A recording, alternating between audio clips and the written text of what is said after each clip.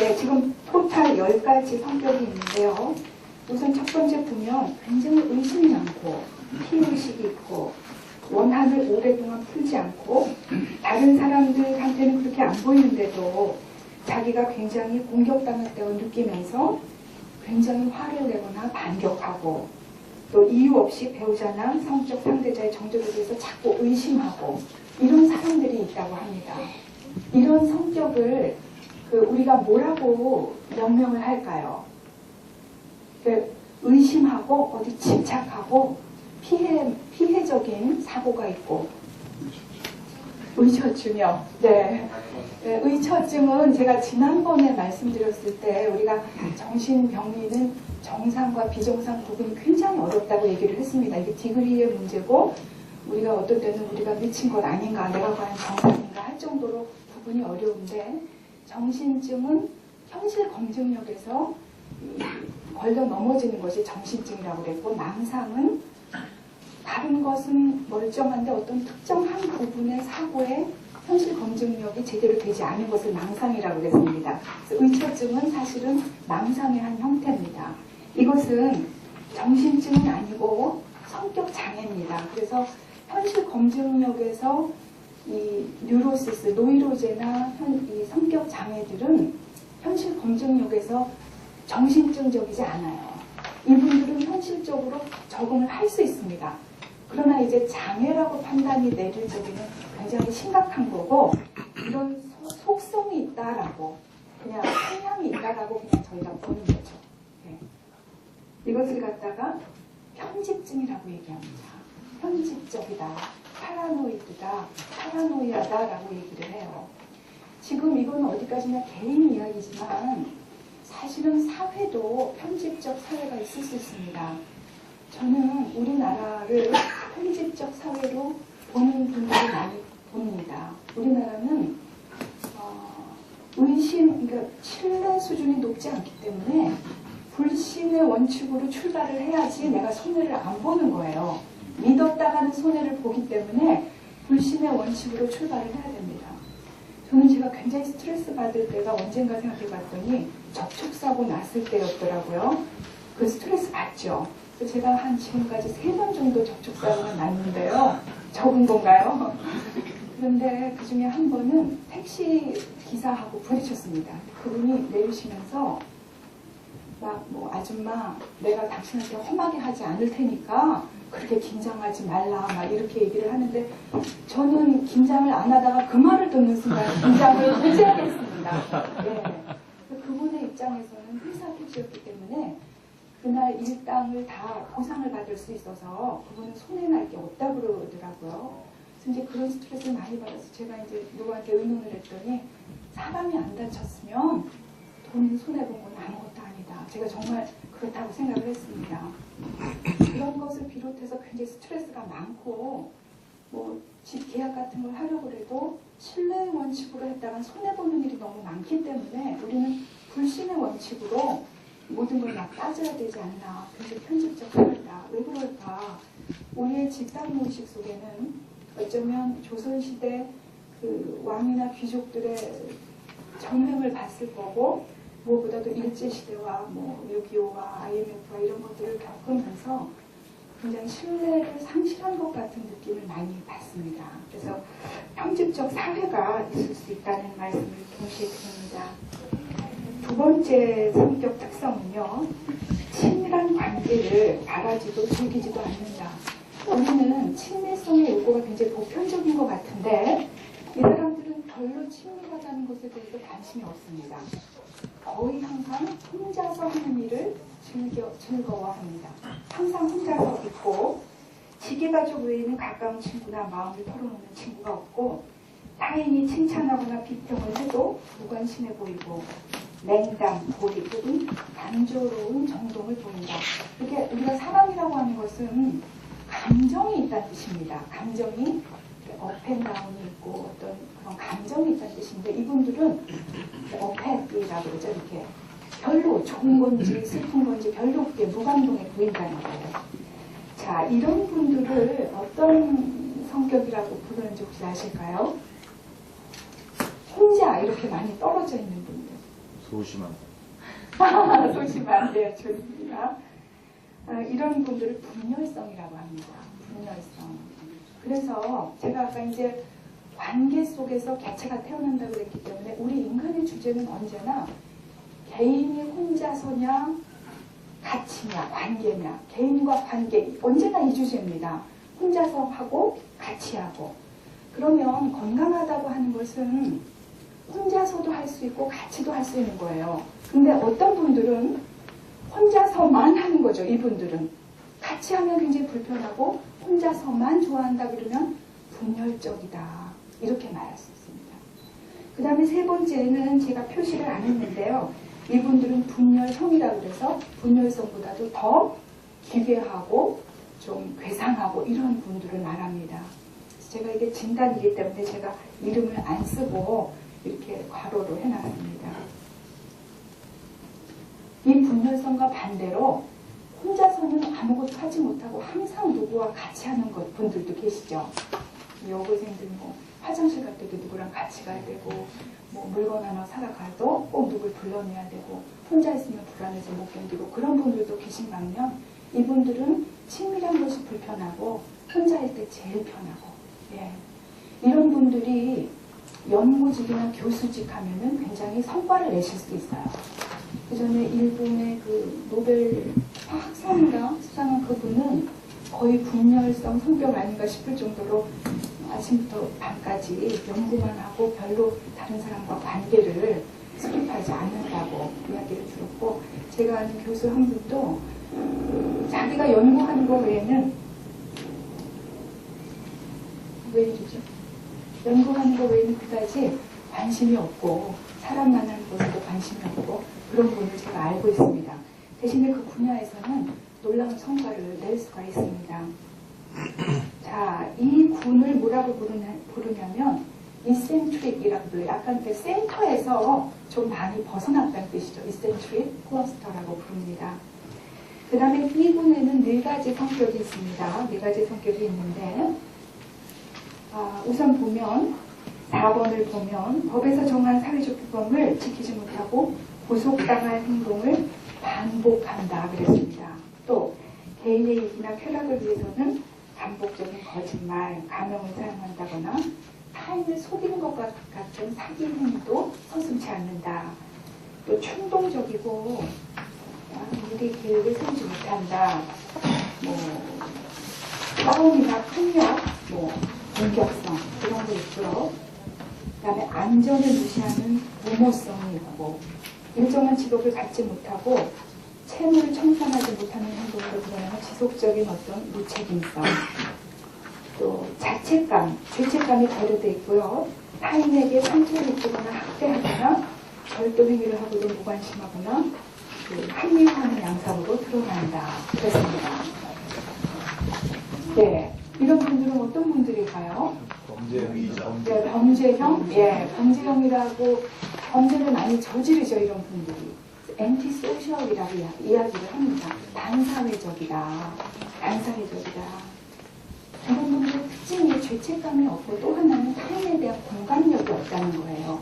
그래서 동물도 막 학대할 수 있고 사람도 잔인하게 해도 그게 뭐 어떠냐. 아무렇지도 않게 그렇게 할 수 있는 엔티소셜이라고 이야기를 합니다. 그 다음에 5번째는요. 자신이 관심이 초점이 되지 못하는 상황에서 불편해한다. 자, 항상 center of attention에 있어야 되는 거예요. 다른 사람과의 행동에서 흔히 상황에 어울리지 않게 성적으로 유혹적이거나 도발적이다. 성적으로 유혹적이거나 도발적이다. 감정이 아주 빨리 변화하고 감정 표현이 얕다고 표현했습니다. 깊지 않고 천박하다. 자신에게 관심을 끌기 위해서 항상 육체적 의무를 사용한다. 지나치게 인상적으로 말하면서도 내용은 없는 대화 양식을 가지고 있다. 연극화된, 과장된 감정 표현을 한다. 피암시성이 높다. 피암시성이 높다고 하는 것은 우리말로 하면 뭐라 하죠? 귀가 얇다라고 할까요? 이렇게 암시에 잘 빠지는 거예요. 그러니까 최면에 빠지기 쉬운. 다른 사람이 뭐라 그러면 빠지는 것을 피암시성이 높다고 표현을 합니다. 대인관계를 실제보다 더 친밀한 것으로 생각한다. 나는 저 사람하고 별로 가깝지가 않은데 저 사람은 나를 굉장히 가깝게 생각해서 시간 만나면 뭐 팔짱 끼고 오빠 막 이런다든지 굉장히 당황스러운 거죠. 네. 자기 생각보다 굉장히 친하게 굴고 언제나 성적으로 도발적인 옷차림을 한다거나 유혹적인 그런 걸 한다는 거예요. 재미난 것은 이분들이 실제로 성적인 관심이 높은 것과는 별개입니다. 그게 아니고 단지 표현이 이렇다는 거예요. 자, 이거는 어떤 성격일까요? 네? 돈키호테? 이런 분들을 히스트리오닉이라고 얘기합니다. 히스트리오닉, 연극성, 인격 성향이라고 이야기를 합니다. 그 연극을 하시는 분들이 연극성 성향은 아닙니다. 연극은 그분들의 직업일 뿐이고 이런 성격이 있다는 얘기예요. 그래서 언제나 그렇게 하는데 진짜로 성적인 관심이냐 그게 아니에요. 자기한테 관심을 끌기 위해서 그렇게 할 뿐입니다. 예. 어쩌면 여성들 중에 이런 분들이 많이 계신 것 같고 이런 것을 흔히 히스테리칼한 성격이라고 이야기하기도 합니다. 히스테리아라는 것 자체가 자궁을 이야기하거든요. 그래서 이제 이 성격이 여성에게 많은지 모르겠으나 연극성 인격은 꼭 그렇지는 않고 남성에게도 당연히 있을 수 있습니다. 우리 연극이라고 하는 것은 이제 TV 드라마는 굉장히 우리 현실을 닮아 있지만 연극은 굉장히 과장돼 있죠. 그렇죠? 뭐 여보 물 좀 떠다 주세요 이러면 될 거를 뭐 그대요 뭐 어쩌고 저쩌고 뭐 이러잖아요. 그렇죠? 되게 드라마타이즈 됐다는 거를 말하고 이 현실에서도 그렇게 연극적으로 살아간다는 뜻입니다. 이런 분들이 주변에 이제 계신지도 모르겠습니다. 자, 그 다음에는 자, 실제적이거나 가상적인 유기, 버림받음입니다. 버림받음을 피하려는 필사적인 노력을 한다. 그 인간은 우리가 어린 시절을 기억은 못하지만 부모가 우리를 돌봐주지 않았다면 우리는 죽습니다. 굉장히 인간은 이 세상에서 가장 무기력한 생물이기 때문에 돌봄이 굉장히 많이 필요해요. 그때 돌보지 않으면 다 죽었고 지금 우리가 이렇게 살아있다는 건 누군가가 부모든 서로 부모가 아니든 누군가가 집중적으로 돌봐주었다는 얘기입니다. 그렇기 때문에 우리는 무의식적으로 인간의 집단에서 버림받지 않으려는 그런 버림받음에 대한 공포가 있습니다. 버림받으면 우리가 죽는다는 걸 알기 때문에 심리적으로든 실질적으로든. 근데 이분들은 누구나 그렇긴 하지만 이분들은 내가 버림받을 것 같다 그러면 그것만큼 견딜 수가 없기 때문에 굉장히 필사적으로 노력을 합니다. 만약 여성이라 그러면 자기의 몸을 주기도 하고 돈을 주기도 하고 무엇을 주더라도 그 사람을 붙잡으려고 애를 쓸 수도 있습니다. 버림받는 것만큼 끔찍한 일이 없기 때문에. 또 극적인 이상화와 평가절하가 반복되는 불안정하고 강렬한 대인관계 양식이다 그랬습니다. 자, 우리가 이제 나중에도 설명을 드리겠지만 부모 사이에서 우리가 이제 태어났는데 우리 자신은 무력하기 때문에 부모가 굉장히 이렇게 대단해 보입니다. 부모가 위대해 보이고 대단해 보입니다. 이런 분들은 어떤 상대를 만났을 때 우리가 어린 시절에 일시적으로 우리 부모를 이상화했던 것처럼 그 사람을 이상화합니다. 굉장히 이상화하는데 그게 지나치면 이제 우상화까지도 갈 수 있습니다. 우상 숭배하듯이 정말 그 사람한테 꼭 빠졌다가 그 다음에 어느 순간 한 가지가 마음에 틀리면 갑자기 이제 그 사람은 못 쓰는 사람이 되는 거예요. 좋은 사람인 줄 알았는데 정말 못 쓰는 사람이다. 그래서 이제 관계를 끊습니다. 그리고 다시 이제 유기 불안이 있기 때문에 다시 또 자기가 이상하고 매달릴 만한 존재를 찾습니다. 그래서 또다시 이번에는 그 사람에게 매달려서 또 몇 년도 가다가 그 다음에 또 보니까 이분도 아니었다는 거예요. 또다시 평가절하를 하는 거예요. 이분들의 특성이 자신에게 손상을 줄 수 있는 충동성이 저가지고 두 가지 영역에서 나타난다. 성적인 영역이든 어떤 특정 영역에서 나타난다. 또 반복적인 자살 행동, 자살 신용, 자살 위협, 자해 행위.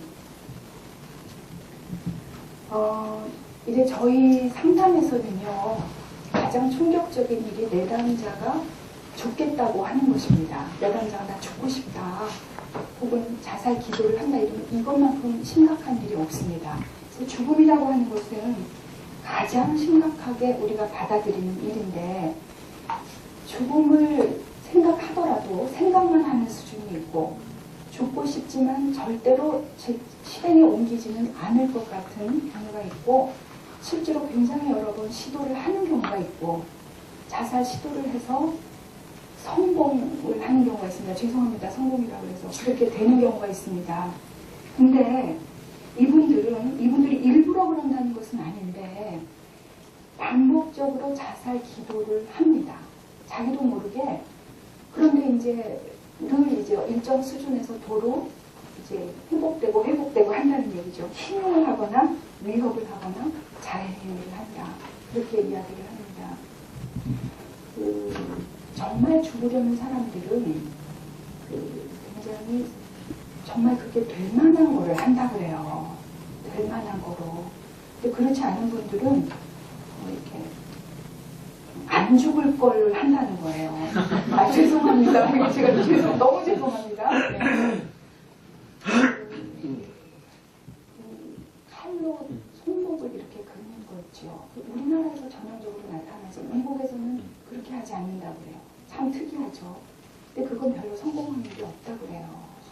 우리 인간의 이 스킨이 굉장히 질겨서 그렇게 성공하지 못합니다.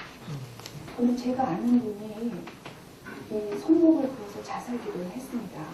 이제 병원에 실려가서 회복을 했는데요.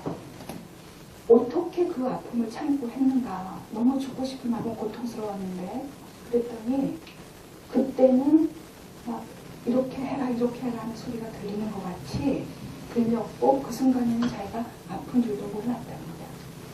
그런데 제정신을 차리고 보니까 너무 아파서 이제 기절을 한 거고 병원에 실려간 거죠. 굉장히 심각한 얘기예요. 굉장히 심각한 얘기고 제가 지난 시간에 말씀드린 것 같은데 OECD 국가 중에서 우리나라가 이혼율, 자살률, 성형률이 1등입니다. 이혼율, 자살률, 성형률. 이 세 가지가 뭐가 공통점일까요? 지금 현 상태에 만족하지 못한다는 거. 그렇죠?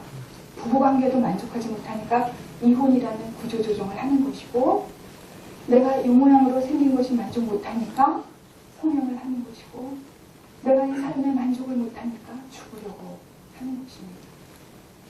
너무나 불행한 나라가 됐습니다. 예. 그래서 반복적으로 자살 기도를 하기도 합니다. 이분들은. 그러니까 굉장히 불안정한 게 특징입니다. 또 현저한 기분의 변화에 따른 정동의 불안정성.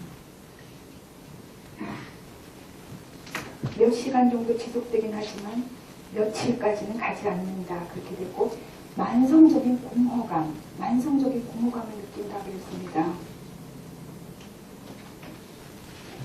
또 부적절하고 심한 분노를 느끼고 또는 분노를 조절하기 어렵다. 자주 우간통을 터뜨리고 항상 화를 내고 있고 자주 몸싸움을 한다. 자, 일과성으로 스트레스에 의한 낭상적 사고 또는 심한 해리 증상. 이거를 왜 일과성이라고 그랬냐면 이게 만약에 망상적 사고가 지속되는 그거는 정신증이죠. 그렇죠? 정신증인데 이건 퍼스널리티 디스오더이기 때문에 일과성이다 이렇게 표현을 했습니다. 자, 이런 분들 보면 굉장히 자아상도 불안정하고 대인관계도 불안정하고 감정도 불안정하고 충동적이고 버림받지 않으려고 애를 쓰는 그런 모습이 그려지죠. 이런 분들을 어떻게 부르는지 혹시 아실까요? 네? 우리 작년에 들으신 분들 계신데 네. 다 잊어버리셨죠? 네.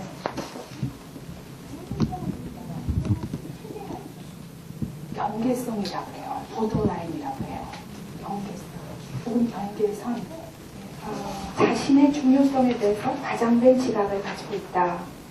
나는 너무나 중요한 사람인 거예요. 나는 나는 너무 중요한 사람.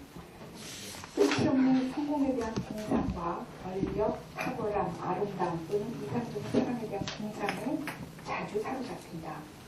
자신이 특별하고 독특하다고 믿고 특별한 사람이나 상류층의 사람들만이 자신을 이해할 수 있고 또는 그런 사람들이나 기관하고만 어울려야 된다. 나는 너무나 잘나서 웬만한 사람은 나를 만나면 안 돼요. 나는 아주 셀리브리티나 아주 대단한 사람들, 그런 기관, 우리나라의 톱 혹은 뭐 외국에 가서 톱 이 사람들하고만 만나야 되는 겁니다. 내가 너무나 특별하고 독특하다.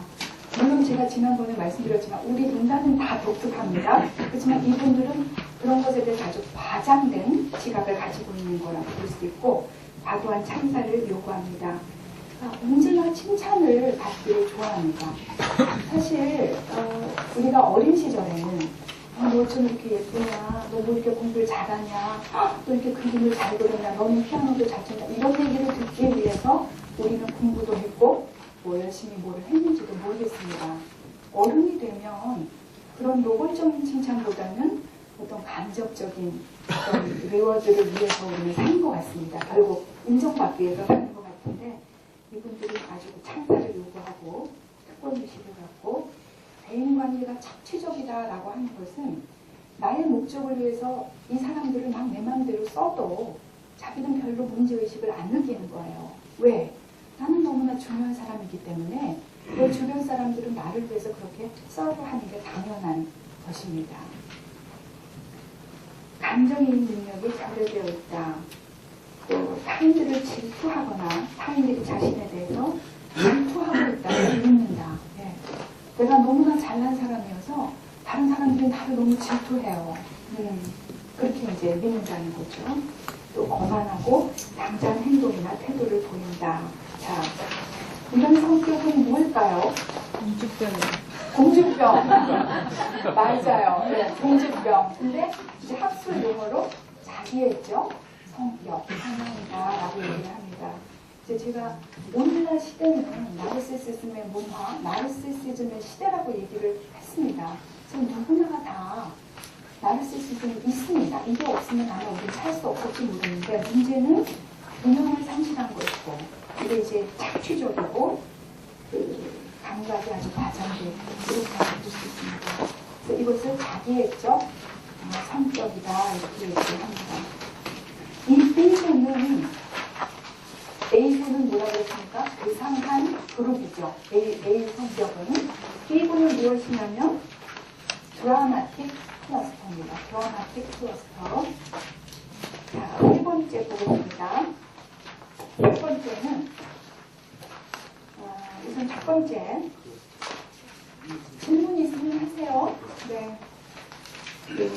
비난이나 꾸중 또는 거절이 두려워서 대인관계가 요구되는 직업 활동을 피한다. 호감을 주고 있다는 확신이 크지 않으면 상대방과의 만남을 피한다. 창피와 조롱을 당하는 게 두려워서 친밀한 관계를 제한한다. 사회적 상황에서 비난이나 버림받을 것이라는 생각에 사로잡혀 있다. 자신이 부적절하다고 느끼기 때문에 새로운 사람과 만날 때 위축된다. 스스로를 사회적으로 무능하고 개인적 매력이 없으면 열등하다고 생각한다. 쩔쩔매는 모습을 들킬까봐 두려워서 새로운 일이나 활동을 시작하기를 꺼린다. 네. 그림이 그려지십니까? 네. 어떤 성격일까요? 네? 자존감이 낮은. 네, 좋아요. 이런 분들이 자존감이 낮을 수 있을 것 같은데 회피성이라고 얘기를 합니다. 회피성. 예. 어보이던트, 회피성. 사실은 이런 분들이 진짜 어떤 일을 못하거나 능력이 없는 것과는 별개예요. 뭔가가 두려워서 자꾸 어떤 상황을 회피하는 거예요. 자신이 없기 때문에. 실제로 그 사람의 능력과는 별개죠. 9번째입니다. 타인의 추리와 보살핌 없이는 보장이 없이는 일상적인 일도 결정을 내리지 못한다. 자신들의 인생에 매우 중요한 영역까지도 떠맡길 수 있는 타인을 필요로 한다. 자기와 지지와 칭찬을 상실할 거라는 두려움이 크기 때문에 타인, 특히 의지하고 있는 사람에게 반대 의견을 말하기 어렵다. 항상 상대편에게 맞춰주고 그 사람한테 예라고 말을 하는 자신의 일을 혼자 시작하거나 수행하기가 어렵다. 타인의 보살핌과 지지를 얻기 위해서라면 무슨 행동이든 할 수 있다. 심지어는 불쾌한 일이라도 그렇게 해서 보고만 얻어낼 수 있다면 한다. 혼자 있으면 불편하고 무력해지는데 그 이유는 혼자서 하다가 잘못될 것 같은 두려움을 느끼기 때문이다. 친밀한 관계가 끝났을 때에는 필요한 지지와 보호를 얻기 위해 또다시 다른 사람을 즉시 찾는다. 스스로를 돌봐야 하는 상황에 처하게 된다는 데 대한 두려움 때문에 두려움에 비현실적으로 빠진다. 어떤 성격일까요? 의존형? 의존형? 예, 의존성이죠. 예, 이건 아주 정확히 말씀하셨어요. 의존성. 디펜던트라고 그러죠. 디펜던트. 제가 그 전에 있던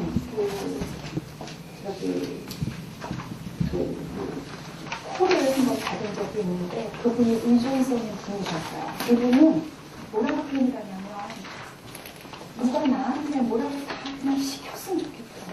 오늘은 이 옷을 입어라. 오늘은 뭐를 해라. 그렇게 다 시키면 자기는 걸 다 할 수 있대요. 근데 내가 내 삶을 결정하는 게 자기는 가장 힘들다고 얘기를 했습니다. 그러니까 이분은 누군가가 결정해주면 전적으로 의존해서 이렇게 할 수 있을 것 같아요. 제 친구가 이제 시어머니를 모시고 삽니다. 그 남편이 외아들이라서 결혼 때부터 시어머니를 모시고 사는데 어느 날 전화를 했어요. 친구가. 그래서 자기 이제 큰일 났다. 그래요. 왜 그러냐 그랬더니 자기 시어머니가 의지하던 사람이 돌아가셨대요. 그래서 시어머니가 의지하던 사람이 누구냐 그랬더니 예를 들어 점쟁이 같은 분인데 그분을 늘 전화해서 엄마! 그 시어머니가 전화해서 엄마! 이런 일이 있었어요. 그리고 막 다 털어놓는다는 얘기죠. 그래서 자기는 상대적으로 힘이 덜 들었대요. 시어머니가 자기한테 의지를 안 했기 때문에. 근데 이제 그 어머니의 어머니가 돌아가신 거예요. 이제 큰일 났다. 이제 내가 그걸 해야 되겠다. 그렇게 얘기하는 걸 들었습니다. 물론 의존성, 우리에게 의존성은 다 있습니다. 건강한 사람이라고 해서 의존성이 없고 독립적인 사람이라고 해서 의존성이 없는 것은 절대 아닙니다. 우리는 의존하기도 하고 어떨 땐 또 독립적이기도 하고 그런 건데 이게 아주 과해서 혼자서 무엇을 못한다 그러면 분열성과 정반대로 이분은 누군가와 항상 함께 있어야 되는지 모르겠습니다. 자, 10번이요. 사소한 세부사항이나 규칙, 목록, 디테일에 집착해가지고 일의 큰 흐름을 잃고 만다. 일의 큰 흐름이 있고 디테일이 있는데 디테일을 하나하나 너무 신경 쓰다 보니까 큰 흐름에 몰두할 시간이 오히려 없어져 버리는 경우가 있습니다. 글을 쓸 때도 글자 똑바로 쓰려고 지우고 또 문법 하나 틀리고 다 붙이고 이러느라고 문장이 나가지를 못하는 경우 일의 완수를 방해하는 완벽주의를 보인다. 너무나 완벽한 그 표준에 맞지 않기 때문에 계획을 맞출 수가 없다. 여가 활동과 우정을 나눌 시간도 희생하고 지나치게 일과 생산성에만 몰두한다. 분명한 경제적 필요성 때문도 아니다. 그렇죠? 또 굉장히 양심적이고 고지식하고 융통성이 없다. 이런 분들. 또 달아 빠지고 무가치한 물건을 버리지 못한다. 이 버리지 못하는 것이 아주 심하면 그 저장형 성격이 됩니다. 그래서 아주 극심한 사람들은 온 집안이 쓰레기통으로 꽉 차죠. 쓰레기로 꽉 차죠. 집이 쓰레기통이 되는 거예요. 그래서 내가 이렇게 지나가는 길 외에는 쓸데도 없는 것 같은 나무떼기, 뭐 수십 년 전에 돌아가지도 않는 모터 고장난 선풍기 그런 게 다 차 있습니다. 언젠가 쓰려고 다 모아놓는 거죠. 요새는 우리가 하도 물질이 풍부해서 옛날 할아버지 할머니들이 조금 검소하게 사는 그런 것도 그렇게 좀 안 좋게 보이는지는 모르겠습니다. 타인이 자신의 방식을 그대로 따르지 않으면 타인에게 일을 맡기거나 같이 일하기를 꺼려한다. 그러니까 이분들은 그 표준을 맞추기 위해서 자기가 막 다 떠맡으려는 경향이 있을 수 있을 것 같습니다. 또 인색하다, 저축하려고 하고 경직성과 완고함을 보인다. 그렇습니다. 자, 이것도 우리 흔히 볼 수 있는 성격이죠. 네, 무슨 성격이라 그럴까요? 네? 완벽주의. 네. 예, 여기 완벽주의가 있죠. 네. 강박성이라고 그래요. 강박성. 그쵸? 선생님들 중에 많이 계실 거예요. 왜냐하면 강박성인 사람들은 자기가 기준을 해놓고 막 열심히 따라하고 거기 못 미치면 막 밤새서라도 하기 때문에 성취 수준이 높아요. 사회적으로 그렇게 성취를 잘하면 우리는 바람직하게 보고 칭찬을 하기 때문에 이런 게 잘 고쳐지지 않아요. 저도 약간 강박성이 있습니다. 저도 지각 잘 못하고 이렇게 책이 흐트러져 있으면 이걸 나란히 놓고 과거에는 그랬습니다. 근데 제가 요즘은 많이 융통적이 됐죠. 네, 강박성이다 그렇게 얘기를 합니다. 강박적인 것도 강박 사고가 있고 행동이 있습니다. 강박성은 머릿속에서 자꾸 이렇게 떠오르는 거고 행동, 손을 씻는다든지 문을 12번씩 장갑 떨었다 이런 거. 옵세시브 컴펄시브가 조금 다른데 옵세시브 컴펄시브 퍼스널리티라고 얘기를 합니다.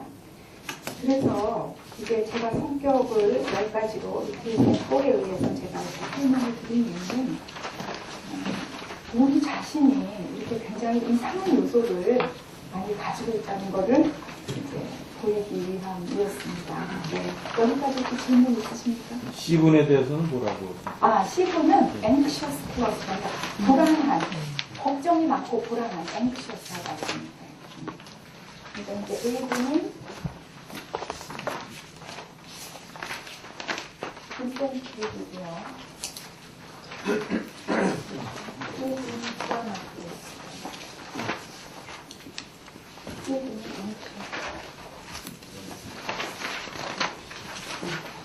그러면 지금 이것이 이제 사람들의 성격이 일반적인 특성 아닙니까?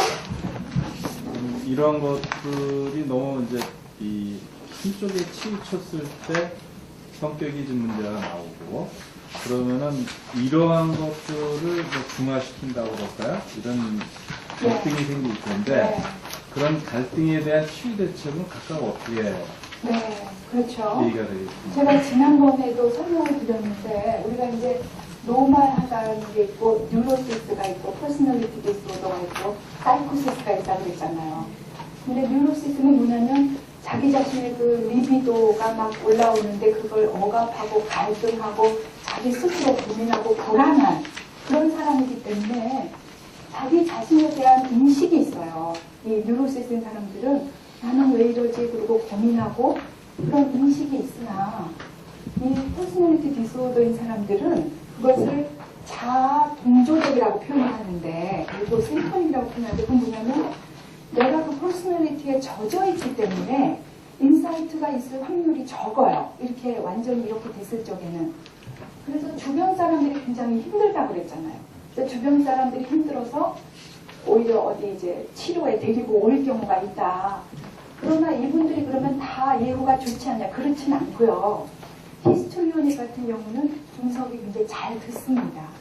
그렇기 때문에 이제 토킹 테라피 물론 할 수 있고요. 경우에 따라서는 퍼스널리티 디스오더도 메디케이션도 해요. 경우에 따라서는. 예. 주변 사람은 힘들죠. 네. 그 10가지 유형의 성격이 네. 대부분 주변 사람을 다 힘들게 하는 성격이죠. 그러니까 주변 사람들을 힘들게 하는 성격인 박연현 이게 그렇게 극단적이면 주변에서 힘들잖아요. 네. 그런데 이런 사람도 어떤 때는 자기도 힘들 수 있어요. 왜냐하면 늘 주변 사람과 부딪히기니까 늘 내 주변 사람과 항상 부딪힐 적에는 내가 혹시 뭐가 잘못된 것이 아닐까라고 인사이트를 가질 수도 있죠. 네. 네. 근데 이런 사람들이 나이가 먹어가면서 이런 성격이 좀 무뎌지거나 이런 성향이 많이 없어지는데 그걸 노화 현상이라고 합니다. 네.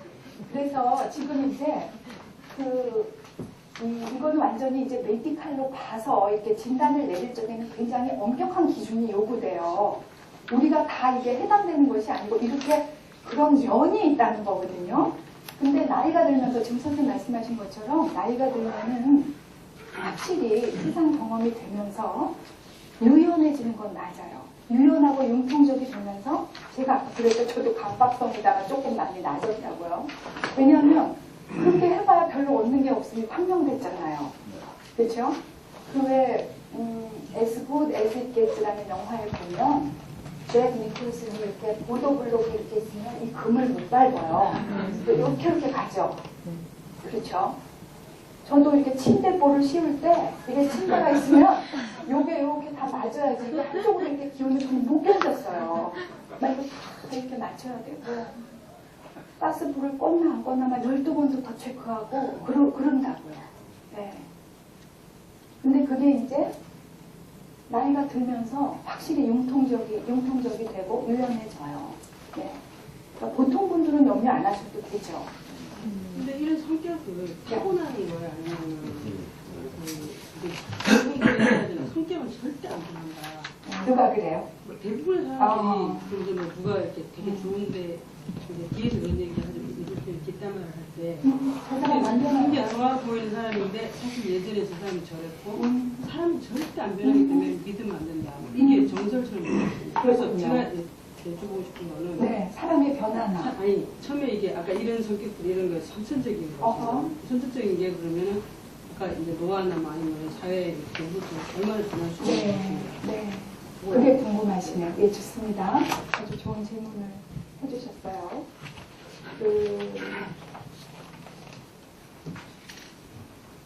성격이 선천적인가, 그렇죠?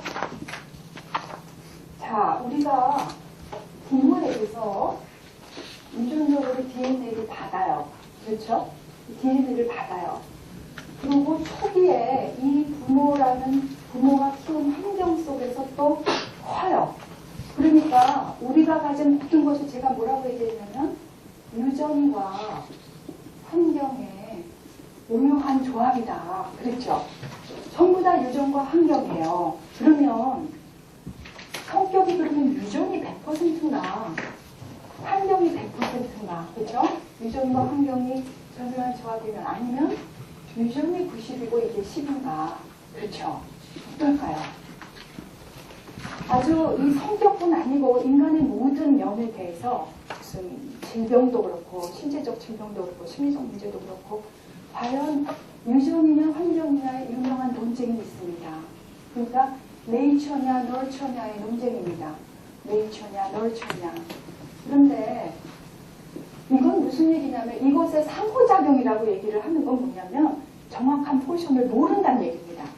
모른다는 얘기고 오늘날 우리는 어떻게 얘기를 하냐면 유전 100% 환경 100%라고 얘기를 해요. 자, 유전적으로 타고나는 게 굉장히 무서워요. 머리나 뭐 여러 가지. 또 아빠가 이런저런 성격이고 엄마가 이런저런 성격이 있으면 당연히 영향을 받습니다. 잘 그 메커니즘은 모를지라도.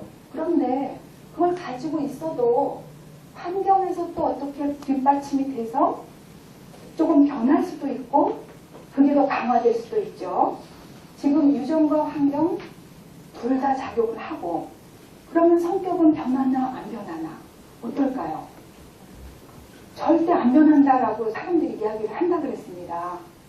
근데 어떻게 보면 변하는 부분이 있고 안 변하는 부분이 있는 거예요. 예, 안 변하는 부분도 있어요. 그러나 어떻게 보면 또 변하는 부분도 있습니다. 그래서 우리가 후천적인 환경이나 교육이나 혹은 스스로 수련이나 이런 걸 강조하는 이유가 유전은 우리가 손을 못 대잖아요. 그리고 타고난 거는 우리가 그 힘의 영역이라 못 되기 때문에 우리가 할 수 있는 부분을 강조를 하느라고 노력하고 공부하고 그러는 것 같습니다. 네. 변하는 부분이 있고 안 변하는 부분이 있어요. 네. 고맙습니다. 요 하나만 네. 보고요. 아까 그제 연관됐는데 이렇게 이제 극단적인 것에 대해서 이제 치유를 할 때 이제 별도의 치유 방법이 다 있겠죠, 그죠? 그 자체만 가지고서도 굉장히 얘기할 게 많으시고, 그래서 거기에 필요한 뭐 이 자료라든지 이런 거 추천해 줄 거 있으면 좀. 자료요? 예, 예. 책이라든지 어떤 아니 그러니까 성격? 이런 것에 대한 극단적으로 갔을 때 그 치유 방법이라든지 이런 아. 것에 대해서 네. 그 네. 자체만 해도 굉장히 얘기거리가 많이 라고 그렇죠, 시간을 당연히. 짰지 않습니까? 네, 그런 맞아요. 것들을 필요한 자료. 네, 나중에 제가 메일로 네, 질문을 알겠습니다. 그- 그러니까 지금 MBTI하고요, 애니어그램을 가지고 네. 강의하는 사람도 많고, 맞아요. 되게 확정적으로 얘기를 많이 하거든요. 어, 그게 확정적인 건 아니에요. 지금 이 MBTI나 애니어그램은 예를 들어서 MBTI 같은 경우는 진단이 아니에요. 진단이 아니에요. 그거는 보면 전부 다 좋은 얘기만 있어요. 그러니까 뭐 이렇게 나쁘거나 그런 게 아니라 어떤 특성을 말하는 건데 저는 그 MBTI가 굉장히 유용성이 많아요. 많은 건 사실이고 부부 사이에서 MBTI만으로 설명할 수 있는 부분도 있기 때문에 최근에는 MBTI라든지 애니어그램이라든지 이렇게 타입으로 설명하는 경우가 많아요. 그런데 제가 지난 시간에 뭐라 그랬냐면 결정성이 없다 그랬죠, 인간은. 그래서 저는 뭐를 안 좋아하냐면 그 타입으로 나누어서 사람을 거기 맞추는 걸 별로 안 좋아해요. 왜냐면 안 맞거든요. 우리가 100명이면 100명이 다 다른 거지 ISTJ라고 다 똑같지가 않아요. 그 내용이 다 다르고 특성이 다 다르기 때문에 사람을 이렇게 그렇게 쉽게 접근할 수 없다는 생각이 많아요. 도형이십니까? 그렇죠. 요새 그런 게 막 유행이에요. 그걸 갖고 지금 네. 돈을 받고 하던데 주변에서. 근데 저는 별로 모르겠어요. 그분들은 뭐 또 논리가 있겠지만은 저는 이렇게 타입으로 보는 거는 유용성은 있어요. 그러나 한계가 있어요. 모든 이론은 유용성과 동시에 한계가 있어요. 한계를 모르면 이게 다다라고 하는 건 굉장히 위험하죠. 한계가 꼭 있습니다. 모든 이론이. 저는 질문 있으세요? 네. 지금 이제 좀 전에 이야기하신 뭐 생각설이냐, 환경결정설이냐, 예. 절충설이냐 그런 논란이 굉장히 계속 오래 좀 있어 왔잖아요. 그죠? 네. 그 영국의 일란스 상둥이가 결국은 뭐 전혀 다른 환경 속에 있을 때 어떻게 변했는가도 했을 때 그게 이제 또 저쪽을 환경결론자가 주장하는 또 데이터 되기도 했는데 이제 저처럼 이제 조직을 오랫동안 이렇게 몸담은 사람들 입장에서 보면 일반 가정 생활에서의 이 조직 구성으로서의 어떤 그런 지금 이야기하는 그런 부분도 있지만 조직을 끌고 가는 입장에서 그 구성원들의 다양한 어떤 특질에 따라서 조직이 원하는 방향과 맞추지 못하는 그런 사람들이 많이 있을 수 있어요. 그렇죠. 이게 처음에 들어올 때는 그렇지 않는 사람들이었는데 어쨌든 그런 어떤 뭐 나쁜 특성이나 맞지 않는 특성이 강화되었으면 그렇게 했는데 그래서 우리 일반적으로 조직 개발할 때 그래서 그런 사람 소위 문제직은 뭐 로퍼폼 뭐 이런 이름으로 해서 어떻게 끌어올릴까 고민을 많이 하거든요. 근데 지금 이야기하신 애니그램이 되었던 뭐 MBTI 되었던 혈액형이 되었던 여러 가지 유형들이 있지 않습니까? 근데 그거를 이제 나름대로 나누어서 이렇게 나누기를 절개하진 않지만 그 대개 우리 그 사람들이 보면 저 자신도 마찬가지고 본인이 본인을 잘 모르는 것 같아요. 사실은 네. 본인이 본인을 제일 잘 안다고 그러지만 제일 모르죠. 사실은 다른 사람 눈에 투영된 본인을 잘 모르는 거예요. 맞아요. 그래서 그거를 여러 툴에 의해서 그렇게 해보다 보면 아 내가 그렇게 느껴졌나? 그걸 안다는 게 되게 중요한 것 같고요. 이게 부부 생활에서도 사실은 와이프나 내 남편이 나를 어떤 행동에서 어떻게 반응했는지를 당사자가 잘 모르거든요. 그래서 사실은 대화라는 게 그래서 또 필요하다는 부분인데 그래서 저도 이제 문제 직원들 이렇게 쭉 관리를 해오면서 보면 정말 대화를 코칭이나 이런 걸 해보면 본인이 모르고 있는 부분이 많다는 걸 느꼈어요. 그래서 저는 진단이 뭐 어떤 툴이든 간에 꼭 진단의 툴이 아니라더라도 많은 대화를 해보면 그 사람이 본인이 인지되는, 예를 뭐 10가지 유형이 되었던 또 다른 유형이 되었던 그걸 안다는 게 첫 출발인 것 같고요. 그렇습니다. 그게 해결 방안은 뭐 의학적으로 지금 이야기하는 그런 뭐 무수히 이제 소위 많은 대부분 다 사실은 현대인들 다 정신질환자라고 이야기하지 않습니까? 네. 정도의 차이지. 네. 그래서 그 해법은 아마 또 정신과 쪽의 이야기가 될 수도 있는데 오늘 이 자리에서 이야기할 수 있는 것 이런 걸 유형을 나왔고 우리가 어떻게 우리 자신도 그렇고 조직 구성원들을 끌고 가는 입장에 어떻게 할까 이런 고민들을 좀 해보는 시간인 것 그렇죠. 같아요. 네, 그래요. 그 조직 속에서 예를 들어서 그 조직 속에 사람들이 많이 있다고 하면 저는 이렇게 하는 것마다 나오질 않나요? 조직이 있어서 이 조직 구성원에 예를 들어 이 사람이 튄다. 그러면 이 조직의 목적을 위해서 이 사람이 지금 도움이 안 되는 거잖아요. 그렇죠? 그런 거는 제가 사실은 따로 하는 것이 있고, 저는 이제 이 사람이 비록 그럴지라도 개인적으로는 이 사람 한 사람을 봐야 된다는 입장이에요. 요새는요, 기업에서, 그러니까 제3자 지불이죠. 기업이 상담센터에 돈을 내고 그 직원을 상담을 받게 하는 프로그램이 많이 있어요. 그러니까 그 사람의 개인 건강을 위해서도 그렇고 조직을 위해서도 그렇고 그런 노력이 필요하다는 생각입니다. 고맙습니다. 또 누가 질문하시죠? 그러니까 많이 쓰는 용어 중에 트라우마라는 말 있잖아요. 요즘에 보니까 사람들이 점점 트라우마는 말 습관처럼 쓰는데 맞아요. 굉장히 부정적으로 쓰잖아요. 근데 소위 그 상담이나 심리에서 이야기한 트라우마라고 말하는 게 어느 정도를 말하는 거죠. 네. 왜 어디 갔다 어디 당황스러웠던 경험조차 보통 트라우마 이야기하는데 그거 트라우마라는 느낌. 트라우마가 도대체 뭔가, 그렇죠? 좋은 질문이십니다. 사실 제가 이런 걸 학고는 있지만 이것만 이렇게 막 심리만 보는 거는 굉장히 문제입니다. 그러니까 심리가 제가 그때 얘기했죠. 이렇게 마이크로 시스템에서 이게 중요한데 다른 것도 다 중요해요. 그러니까 가족에서 마이크로 시스템이 중요하다 그래도 이 전체 우리 뭐 정치나 경제 상황에 의해서 우리는 직접 영향을 다 받고 있습니다. 다 중요한데 오늘날 특징적으로 쓰는 말이 트라우마, 힐링, 뭐 치유 너무너무 그 말을 많이 쓴다는 얘기예요. 그거는 저는 이것이 양면성이 있다고 봐요. 그만큼 필요하다는 이야기이기도 하고 거기에만 빠지면 절대로 되지 않아요. 심리주의에 빠지면 절대로 되지 않아요. 너무나 한계가 있는 얘기입니다. 트라우마라고 하는 것은 이 외상을 말해요. 외상. 심리적인, 그러니까 예를 들어서 내가 과거에 잘 지내왔는데 국민학교 한 2, 3학년쯤 됐을 때 선생님이 너무너무 심하게 나를 야단치고 아주 모욕을 주어서 내가 그 이후 갑자기 공부를 못하게 되고 적응을 못했다. 이 사건이 너무너무 커서. 그러면 이렇게 트라우마라는 거예요. 트라우마는 우리가 일상적으로 핸들할 수 없는 것을 트라우마라고 해요. 그래서 이제 요새 또 많이 쓰는 용어가 PTSD거든요.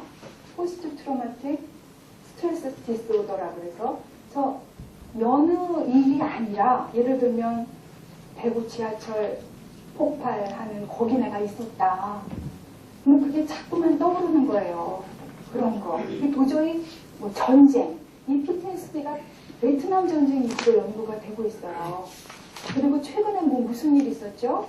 일본 쓰나미 이런 것들. 그러니까 천재지변도 그렇고 일상적으로 일어나는 것 중에 트라우마들은 그동안은 감춰져 있었던 것들 가정폭력, 성폭력. 여성들은 제가 만난 내담자들은 거의 대부분 예를 들어 내가 원치 않는 어떤 레이프를 당했다 그러면 영락없이 PTSD. 평생을 씨름해요. 정말. 그래서 트라우마라고 하는 것은 내가 핸들할 수 없을 만큼 큰 충격을 받는 거기 때문에 심리적 외상이라고 이야기를 하는 거고 그것은 뭐 메디케이션도 필요할 수 있고 토킹 테라피도 필요할 수 있습니다. 근데 오늘날 너무나 이 사회가 소프트해져가지고 뭐 힐링이니 공감이니 뭐 막 그렇게만 가는 건 저는 꼭 바람직한 거라고 생각하지 않습니다. 네. 그러니까 굉장히 정의로워 보이긴 하는데 그 유연성이 없고 그 다음에 내 중심적이기 때문에 그렇게만 봐갖고 물론 몰라요. 그러나 나르시시스틱한 면도 있고 강박적인 면도 있는 거예요. 그렇게만 봐갖고는 절대로 얘기할 수 없지만 그런 면이 있다고 얘기할 수 있을 것 같아요. 왜냐하면 유연성이 없는 것 자체가 문제거든요. 그러니까 아무리 이게 내가 옳다 그래도 그렇지 않을 수 있다라는 것이 굉장히 성숙의 지표예요. 내가 틀릴 수 있다는 것이 성숙의 지표예요. 근데 정의를 위해서 막 밀고 나가는 사람들은 자기 의에 충만한 사람들이죠. 말하자면 분열성이면 분열성에 속하는 5가지를 다 갖춘 사람은 못 봤지만 여기서 이렇게 얼핏 생각나는 사람들이 있는 거예요. 네. 조직에서 같이 일하다 보면은 그런 분들 대화가 참 있죠. 피곤한 경우가 많은데 네. 그렇다고 같이 뭐 성업을 하거나 일을 하는데 피곤하다고 안 할 수는 없으니까 같이 일을 해야 되는데 그럼 이런 분들에 대한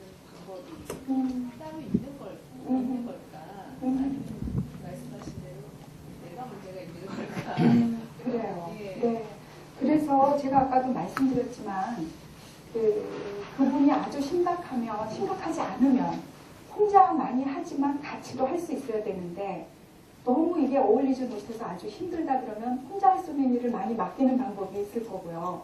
그 다음에 안 그러면 뭐 아이메시지로 표현하는 방법이 있겠죠. 당신이 이렇게 이럴 때 우리 전체 모임에서 이러이러하게 할 때는 내가 참 이런 면이 어려웠다. 당신이 어떤 면을 해줄 수 있는지 우리에게 말해주면 도움이 되겠다. 부탁하는 형식으로. 그런 얘기를 본인에 대한 어떤 느낌을 얘기를 해주는데 네. 그게 도움이 뭐 안 될 수도 많아요. 그러니까 이게 인사이트가 없기 때문에 안 될 수도 많지만 적어도 내가 그렇게 표현을 하면 나로서는 그래도 최선을 다하는 거 아닌가 싶은 거예요. 근데 우리는 보통 아이메시지로도 말을 못해요. 제가 굉장히 많이 대화를 하면서 느끼는 것 중에 하나가 우리가 말을 내 표현을 할 수 없는 문화 속에 사는구나.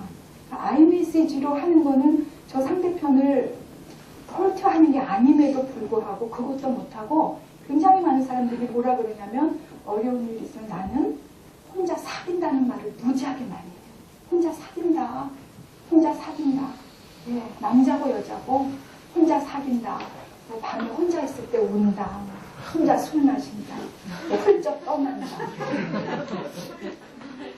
어떤 사람과 미드레스 걸 다이렉트로 푸는 경우를 못 봤어요. 예. 우리 쉬어야 되는데 잠시 쉴까요? 네. 너무 뜨겁네. 질문 있으면 하세요. 쉬는 시간에 그러면. 네.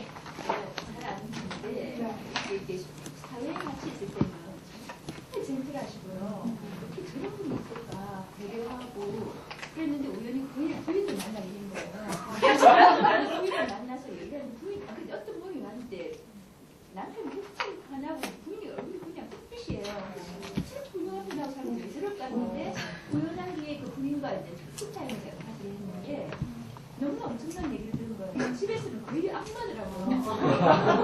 그냥 조금만 자기 말에 거슬려도 집기가 다 날아가고 뭐 화가 나면 자기 한복 다 찢어버리고 그 집에 아이가 둘인데 서울대학원 갔어요. 갔는데 아이들이 거의 정신 쓰러졌어요. 엄마가 너무너무 불행한 거야. 그러면 그 딸 둘이하고 엄마는 너무나 불행하고 이분은 밖에서는 거의 젠틀해요. 완전 이게 이런 친구들은 너무 불쌍한 거야. 수준이 거의 너무 이스라엘에 나오고 서울대 다니고 이런데 너무나 안 행복한 그렇죠. 거야. 근데 병원에도 안 가는 거예요. 그렇죠. 그러니까 이제 캐슬러리티 디소더를 보면서 자기 인사이트가 없는 사람들, 그러니까 자기가 잘못된 걸 모르는 사람들은 병원에 안 가요. 그거는 사회적인 페르소나는 강한 분이죠. 근데 진짜 자기가 진짜 드러나는 거는 마이크로 시스템에서예요. 우리가 사회적 성공이 마이크로 시스템에서의 성공보다 쉬워요. 왜냐하면 거기서는 우리가 가면을 쓰고 살 수 있기 때문에. 그러나 가족은 못 속여요. 가족은 못 속여요. 다 알아요. 그러니까 개인적 성공이라고 하는 것은 가족에게 인정받는 거예요. 개인적 성공은. 사회적 성공이 오히려 쉽다는 느낌이에요. 그리고 저는 인간의 행복이 무엇일까? 어쩌면 이렇게 내 겉으로 드러난 나와 내가 가지고 있는 것이 갭이 적은 것도 어쩌면 행복 아닐까 그런 생각도 한 적이 있습니다. 기본적인 것이 제가 발달심리학이라고 말씀을 드렸습니다. 그래서 오늘은 그 첫 시간으로 영유아기와 아동기를 살펴보려고 합니다. 어쩌면 우리 자신이 지금은 어른이지만 아기로 태어나기 때문에 우리 안에 그 아기성이, 그 유아성이 있다. 그런 얘기를 드렸습니다. 그 네모난 상자 안에를 좀 보겠습니다. 갓난아기들은 무엇과 무엇만 할 줄 알까요? 갓난아기들은 빠는 걸 할 줄 알아요. 그러니까 인간이 굉장히 무력하게 태어나는데 빠는 거를 할 줄 압니다. 그리고 빠는 거. 그러니까 엄마 젖을 빨아먹죠. 빨아먹는 거. 그 다음에 우는 거. 표현 방법으로 우는 것을 하죠. 그래서 이제 거기서부터 이제 출발을 하는 거고. 그 인구수가 많지 않았을 때, 이건 물론 이제 유대 전승의 얘기인데, 신이 직접 사람들을 돌봤습니다. 예전에는. 그런데 너무 사람들이 많아져서 일일이 사람들을 돌볼 수가 없어서, 이게 마이크 울립니까? 괜찮아요? 네. 일일이 사람들을 돌볼 수가 없어서 가정마다 대리인을 보냈습니다. 그 이름은 누구일까요? 어머니죠. 어머니. 예, 어머니. 예. 어머니다. 그 어머니들을 보면 아이들을 이렇게 특정 방향으로 정말 만드는 것 같습니다. 예. 엄마가 어떻게 하느냐에 따라서 만드는 것 같습니다. 신이 직접 돌봤을 때는 아마 그 돌봄이 완전했는지 모르지만 우리 인간의 돌봄은 아무리 최선을 다해도 부족하다 그랬습니다. 부족하다. 그래서 우리가 트라우마가 있다. 그런 얘기를 했습니다. 그 당연한 것이 인간을 소우주라고 부릅니다. 인간이 우주예요. 그러니까 우주가 그 또 하나의 우주에 다 품어 안길 수가 없기 때문이에요. 너무나 이 한 인간이라는 것이 위대하기 때문에 그래서 가정마다 대리인을 보냈는데 그 이름이 어머니이다. 저는 그 윌리엄 월스워드의 시에 아이는 어른의 아버지 이 말을 굉장히 좋아합니다. 우리 지금 보면 우리 안에 그 어린아이가 있다고 그랬습니다. 지금부터 우리 속의 어린아이들 입장에서 한번 보시기를 바랍니다. 우리가 아이들에게 남겨줄 수 있는 두 가지 영원한 것이 있다. 하나는 무엇이고 하나는 무엇일까요? 예. 하나는 사랑이고 하나는 습관이다. 하나는 사랑이고 하나는 습관이다. 네, 멋있네요. 네, 아주 멋있네요. 네, 네, 멋있어요. 갑자기 그냥 하나는 반대하고 회장을 아무나 하는 게 아니라. 그래요. 그 다양하게 할 수 있을 것 같은데 이 벤크로프트란 사람은 두 가지로 얘기를 했습니다. 하나는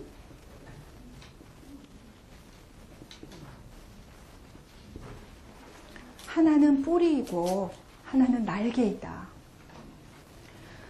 그 부모가 아기를 낳아서 걔가 안정을 느끼도록 이렇게 안정감을 주도록 돌봐줘야 됩니다.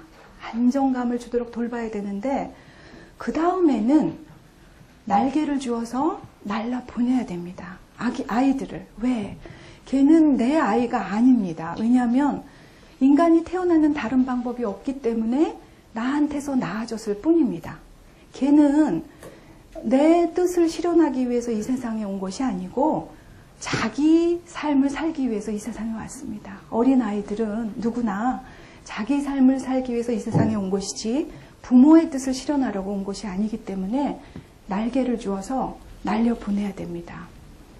저는 우리나라 가족들을 관찰하면서 느낀 것이 뿌리를 줄 때는 뿌리를 못 주고 날개를 주어야 될 때 뿌리를 주려고 그래요. 날개로 날아가야 될 때 붙어 잡혀요. 엄마가 붙어 잡아요. 내가 너를 어떻게 키웠는데. 드라마에 굉장히 많이 나오는 말이 내가 너를 어떻게 키웠는데. 그 굉장히 이상한 말이에요. 왜냐하면 부모는 그렇게 키우는 게 당연한 거기 때문에 그래요. 부모는 자기가 좋아서 그렇게 키운 거지 걔한테 뭐 보상받으려고 그렇게 키운 게 아니기 때문이에요. 굉장히 이상하죠. 그렇죠? 자, 안정을 주어야 되고 그 다음에는 이 아이에게 날개를 주어야 됩니다. 다시 말해서 이것은 안정, 이것은 어떤 자유, 독립. 예. 굉장히 멋있죠? 예. 뿌리와 날개가 동시에 있어야 됩니다. 어떻게 보면 뿌리가 튼튼히 박혀야 날개도 튼튼해져요. 뿌리가 제대로 안 박히면 날개도 시원치 않아서 독립을 못하고 얹혀 살고 그러죠. 네. 뭐 꼭 경제적인 것뿐 아니라 정신적으로도. 그 유시화 시인이 편집한 책에 보면 그 이런 시가 나옵니다. 전략이고요. 중간에 이제 끝부분인데 한때는 늘 바빴던 내 두 손은 이제 아무것도 할 일이 없다. 하루하루가 너무도 길고 시간을 보낼 만한 일도 많지 않다.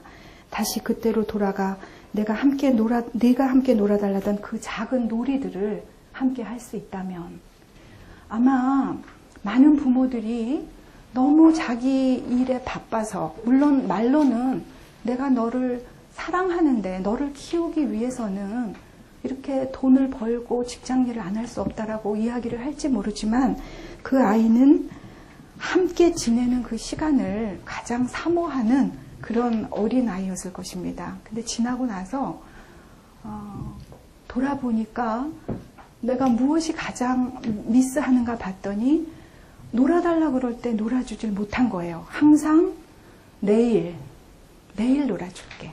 일요일 날 놀아줄게. 그리고 수십 년이 지났습니다. 네. 어떻게 보면 우리 인생은 오늘이라는 시간밖에 없을 텐데 그런 안타까운 이야기입니다. 자, 영유아기에서 제가 중요하게 생각하는 부분이 이 뒷부분에 그 자녀 양육 이런 건 하나도 안 프린트가 됐네요. 되게 챕터가 많은데 제가 이게 7강을 전부 드렸거든요. 아니 오늘은 거기까지 못할 때니까 괜찮은데요. 예, 어차피 네. 이제 서양에서는 발달 심리학을 출생부터 죽음까지로 이렇게 봤었습니다. 그동안 출생부터 죽음까지. 근데 사실은 수태 기간이 있어요. 태내기. 그래서 우리는 이걸 태교라 그래서 굉장히 전통적으로 중시했는데 오늘날은 이 중요성이 점점 더 밝혀지고 있습니다. 서양에서도. 이제 예를 들어서 임신한 엄마가 태아가 있는데도 알코올 중독이기 때문에 늘 술을 마시면 태아 알코올 증후군이 되고 그렇다는 거죠. 아프리카에 보면은 부모가 에이즈에 걸렸기 때문에 이 아이는 아예 처음부터 그냥 에이즈가 걸리는 그런 경우도 많고 이게 이제 굉장히 중요하다는 거예요. 여기가 엄마가 아기를 가지고 있을 때 아기한테 좋은 영향을 미치려면 엄마가 스트레스를 받지 않고 굉장히 행복해야 됩니다. 그러려면 남편이 이 여성을 정말 사랑해주고 관심을 보여야 됩니다. 그런데 남성들은 많은 경우 부인의 배가 이렇게 남산만해져도 그 속에 자기 아이가 있다는 걸 잘 몰라요. 정말 그래요. 이렇게 튀쳐나오면 그제서 얘가 내 책임이구나 라고 느낍니다. 굉장히 많은 경우 그래요. 심지어는 낳아놨을 때 보고서 자기 아이인데도 하나도 안 예쁘대요. 하나도 안 예쁘다 그러다가 점점 걔가 커가면서 좀 나를 닮고 그러니까 조금씩 예뻐하다 나중엔 막 집착을 하는. 그러니까 남성들은 확실히 엄마 아빠가 노력을 해서 아기를 낳는데 여성은 굉장히 이렇게 내 몸 안에 그걸 키우고 있는 반면 남성은 별로 하는 일이 없지 않습니까? 그렇기 때문에 감각이 좀 다른 것 같습니다. 그런데 아이가 잘 되려면 아빠가 잘해야 되는 것 같아요. 아빠가 어떻게 하느냐가 너무나 중요한 것 같아요. 엄마한테 어떻게 하느냐 그것이. 자, 영아기는 그 맨 앞에 혹시 제가 한 페이지를 빼먹었네요. 이 영유아기 전에 보면 에릭슨의 전생의 발달 이론이라고 나와 있습니다. 거기 있습니까? 네. 이 에릭슨이라고 여러분들 많이 들어보셨죠? 우리가 그동안은 발달 심리 그러면은 한 20년까지는 발달하다가 그 다음에는 점점 쇠퇴해서 죽는 걸로 생각을 했습니다. 그러나 오늘날은 전 생애에 걸쳐서 발달을 한다는 거예요.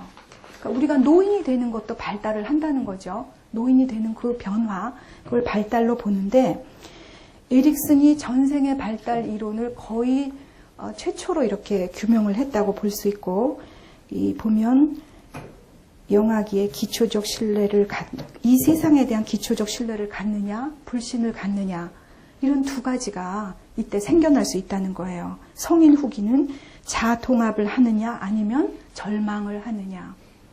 자, 아기가 태어났을 때 그래서 이제 영아기의 과업은 뭐냐면 기초적 신뢰를 갖느냐 불신을 갖느냐입니다. 제가 아까 편집성인 사람들은 모든 것을 의심하고 불신한다 그랬습니다. 그런데 우리가 이 세상에 대해서 신뢰를 가지려면 이 아기가 처음에 세상에 났을 때 어떻게 해야 걔가 세상에 대한 신뢰를 갖겠습니까?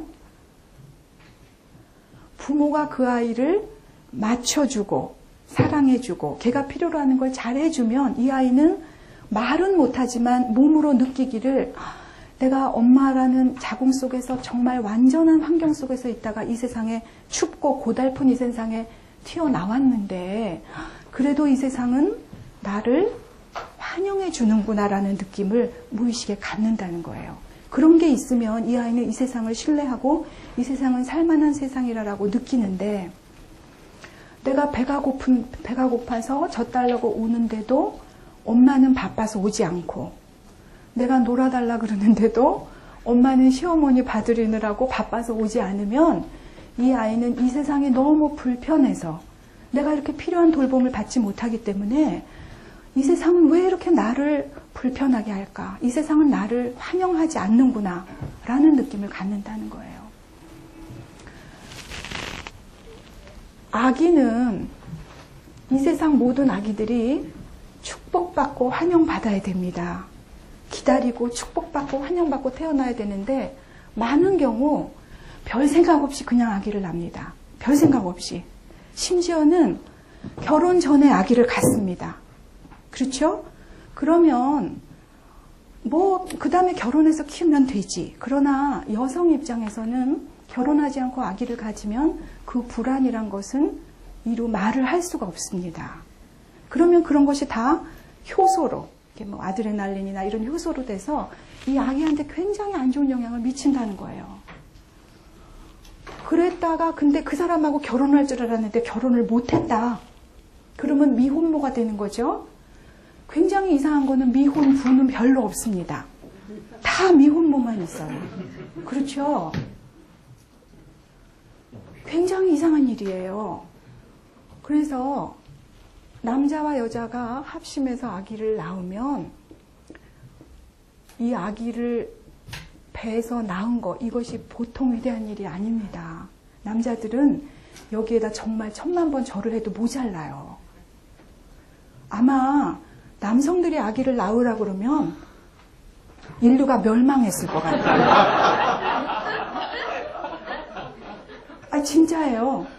여성들이 정말 인내하고 이래서 낳고 이렇게 면면이 이어져 왔지 금방 대가 다 끊어졌을 것 같습니다. 여성들은 정말 위대합니다. 하나님이라고 표현을 했는데 엄마가 어떻게 말을 하느냐, 엄마가 아이를 어떻게 대하느냐 거기에 따라서 아이가 정말 조성이 달라진다는 얘기예요. 정말 위대하다는 얘기입니다. 박수 한번 보내겠습니다.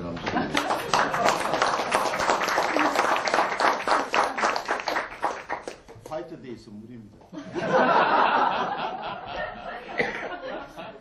화이트데이. 예, 내일 모레인가요? 그래요. 영유아기에서 제가 이제 말씀드리고 싶은 것이 바로 애착이론입니다. 애착이론.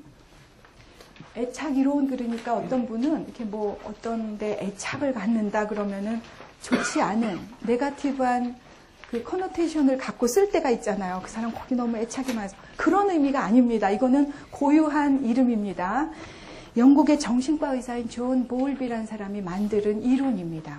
이론. 이 정신분석학에서 프로이트의 고전적 정신분석학 다음에 나온 이론이 대상관계 이론이라고 하는 것이에요. 이 정신분석학은 크게 보면 오픈 시스템이어서 계속 끊임없이 새로운 이론들이 들어갑니다. 계속 끊임없이 창출되는데 그 대상관계 이론의 한 사람입니다. 이 사람이 동물 행동학의 원리를 이용해서 인간을 관찰하고 애착 이론이라는 것을 창출을 했다는 얘기입니다. 우리 9시 반까지죠. 예. 시간이 왜 이렇게 빨리 가죠? 예.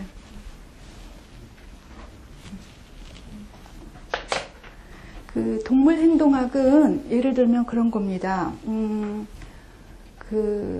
에드워드 윌슨이나 또 누구죠? 각인한 발견한 사람. 제가 갑자기 이름이 생각이 안 나네요.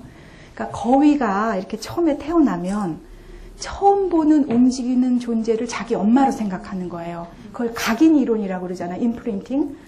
그래서 예를 들어서 자기 엄마 거위가 있을 확률이 많죠. 엄마가 알을 까니까. 그러면 그 움직이는 것에 자기가 각인이 돼서 그 엄마를 애타게 쫓아가야 이 새끼는 죽지 않고 살아납니다.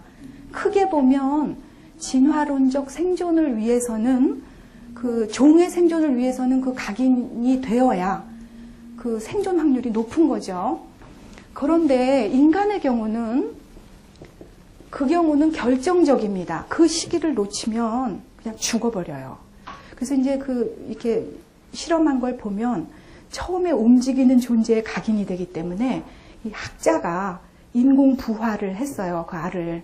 그래가지고 학자가 그 앞에 있으면 이 남자를 이 거위는 새끼 거위들은 엄마인 줄 알고 쫓아다닙니다. 그래서 각인이 어느 정도 되냐면 보트를 제일 먼저 보여주면 보트가 자기 엄마인 줄 알고 막 쫓아간다는 거예요. 그러니까 그만큼 이거는 본능적인 행동이죠. 종의 생존을 위해서. 그런데 인간의 경우는 그렇게 결정적이지는 않습니다. 제가 결정적인 건 없다 그랬습니다. 인간의 경우는 비록 엄마가 초기에 몇 개월을 잘 못 봐줬다. 젖도 못 먹이고 엄마는 유학 가서 몇 년 동안 큰엄마 손에 컸다 할지라도 그게 꼭 잘못되는 건 아니란 얘기입니다. 그럼에도 불구하고 초기 몇 개월은 굉장히 중요한 시기라고 하는 것이에요. 그래서 그것을 결정기라고 얘기를 하는 것이 아니라 동물의 경우는 결정기가 있지만 인간의 경우는 민감기라고 표현을 해요. 결정적이진 않으나 그때가 굉장히 센서티브한 기간이란 얘기입니다. 그래서 한 8개월 정도까지 보고 있고 정신분석 이론에서는 초기 5, 6년, 특히 더 압축해서 초기 3년, 더 압축하면 초기 1년을 굉장히 중요하게 봅니다. 그래서 아무리 바빠도 1년 동안은 엄마가 아기와 정말 충분한 시간을 보내고 스킨십을 하고 모유 수유를 하라고 이야기를 하고 있습니다. 최근에 그 한국에서 어떤 아기 엄마가 아기를 낳았대요. 그런데 요새 친정 엄마들도 바쁘고 힘이 드니까 뭐라 그러죠 그거? 산후조리원을 보냈답니다. 산후조리원을 보냈는데 그 산후조리원에서는 돈을 받고서 이 엄마가 스트레스 받지 말라고 아무도 들여오질 못하게 하고 시집 식구를 막아주고 저는 그건 좋은 것 같아요. 아니 왜냐하면 시집 식구 스트레스가 엄청 크거든요. 여성들한테는. 돈 낼 때도 막아주시나요? 네? 돈 낼 때도 막아주시나요? 돈을 안 내는 거죠. 예. 저는 제가 뭐라 그러냐면 시집이고 친정이고 돈 받지 말라 그래요. 왜냐하면 자유를 상실하기 때문에. 돈을 받으면 프리하지 않아요. 그러니까 저는 돈을 안 받습니다. 그래서 우리는 예. 돈을 줘야 된다. 네? 우린 돈을 줘야 된다. 누가? 시부모 입장에서. 왜 줘야 돼요? 그래야 된다고. 올 때마다 일정하게. 왜 줘야 되는지 저는 모르겠고요. 저는 자관, 여기서는 그런 뿌리가 아닌데. 이렇게 시집 식구도 막아주고 혼자서 애기 엄마 쉬라고 젖을 먹이는데 이거를 유축했다가 거기서 돌봐주는 사람들이 먹인대요. 그런데 밤에는 산모가 쉬느라고 유축한 거를 먹일 수는 있습니다. 밤중에 이렇게 냉장고 넣어놨다가 덮여서 먹이기도 하지만 대낮에도 직수를 안 하고 그렇게 먹이면 이 애기 엄마는 애기를 접촉하고 싶잖아요. 근데 쉬지 못하고 쉬라고 그거를 안 하는데 그 조리원만 그런지는 모르겠습니다만 그건 굉장히 이상한 일입니다. 왜 그러냐면 엄마들이 아기를 낳고 나서 직접 수유하는 것만큼 모체의 회복에 빠른 게 없어요. 수유를 하면 자궁이 굉장히 빨리 수축되고요. 몸이 굉장히 회복이 빨라져요. 이게 힘이 든 것 같아도. 그 모유 수유를 꼭 하셔야 됩니다. 이 모유 수유를. 근데 많은 엄마들이 내 몸매가 망가질까봐 모유 수유를 안 한다? 아니에요. 몸매 안 망가져요. 망가지더라도 아이를 위해서는 망가져도 좋은 거죠. 그렇죠? 우리 엄마들은 아기를 위해서는 내 몸 하나 망가져도 좋은 거예요. 그 소가 아닌데 왜 우유를 먹입니까? 소가 아닌데 우리 아기가. 그래서 모유를 먹여야 되는데, 자, 기계로 아무리 좋아서 유축을 해도 이게 다 빨리지가 않아요. 그러나 아기는 있는 힘껏 빨기 때문에 그렇게 좋을 수가 없어요. 그리고 아기가 막 울면 엄마는 막 젖이 꽉 차고요.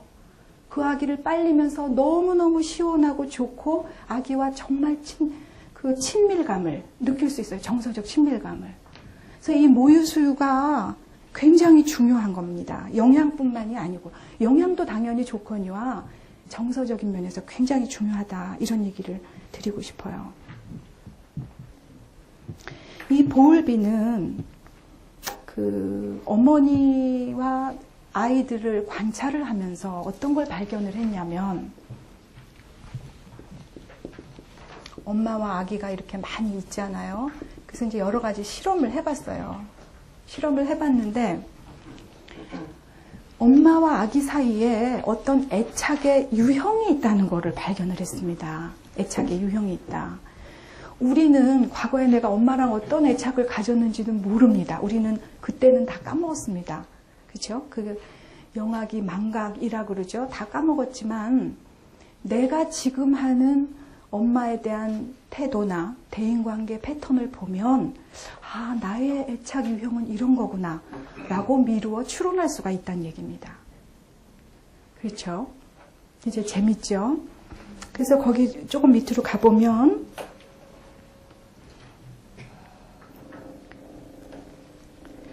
그 애착 유형을 4가지로 이렇게 보고 있다. 그렇게 제가 적어놨습니다.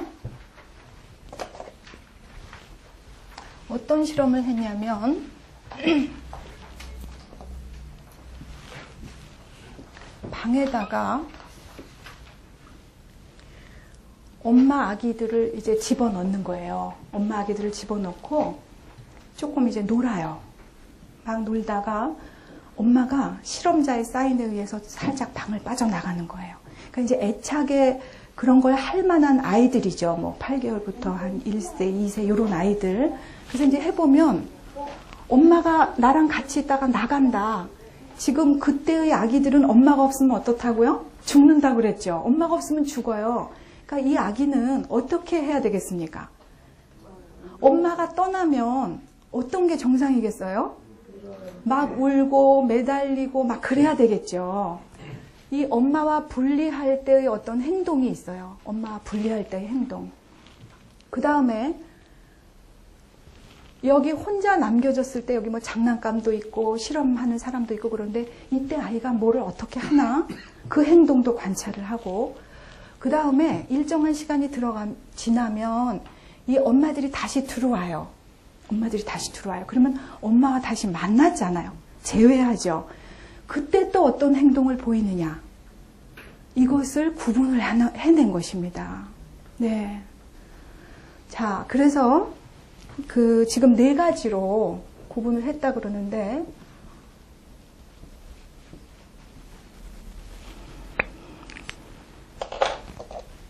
크게는 2가지입니다. 안정애착과 불안정애착. 불안정애착. 아주 크게 말하면 안정애착을 B형이라고 부르는데요. 크게 말하면 안정애착이냐 불안정애착이냐 2가지입니다. 안정애착된 아이들은 어떻겠어요? 엄마가 나가면 너무 싫어서 울고 나가지 못하게 막 저항을 합니다.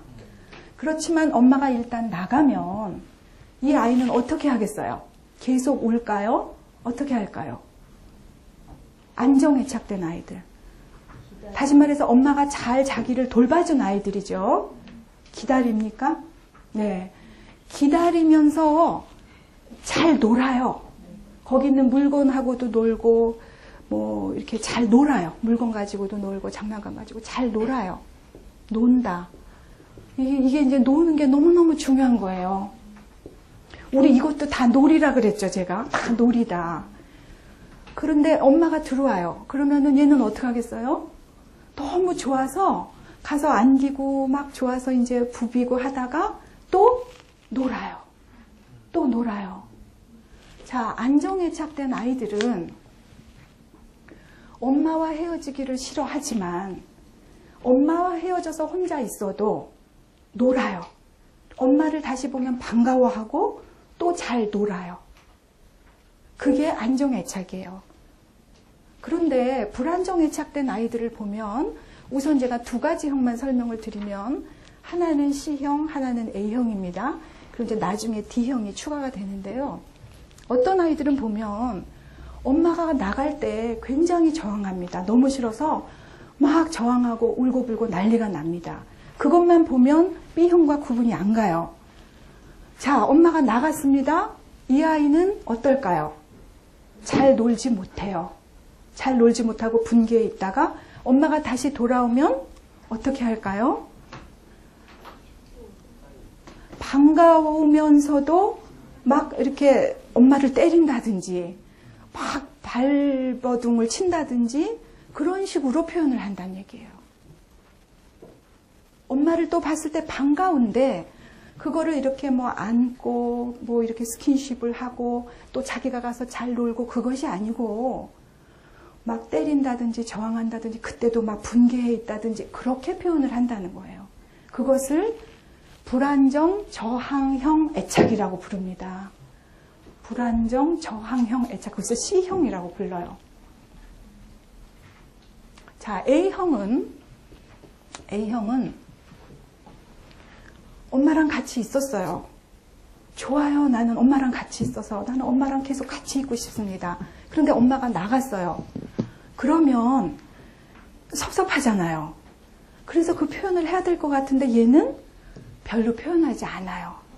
괜찮은 척해요. 모른 척하고 엄마가 나가도 표현을 하지 않아요. 불평하지 않고 아무렇지도 않은 척해요. 그리고 혼자서 그다지 잘 놀지 못해요. 자, 또다시 엄마가 왔을 때 반가우면서도 그렇게 표현하지 않아요. 모른 척해요. 예, 그것을 회피형 불안정 애착이라고 부릅니다. 회피형 불안정 애착. 자, 여러분들 주위에 어린아이들이 한 번 있으면 이 아이가 뭐 어디를 갔다 온다든지 다른 사람이 보다가 다시 이렇게 할 때 어떻게 헤어지고 어떻게 놀고 어떻게 재회하나를 한번 관찰해 보세요. 그러면 안정 애착인지 저항형 애착인지 회피형 애착인지를 알 수가 있습니다. 그러면 이거는 왜 이렇게 생겨난 걸까?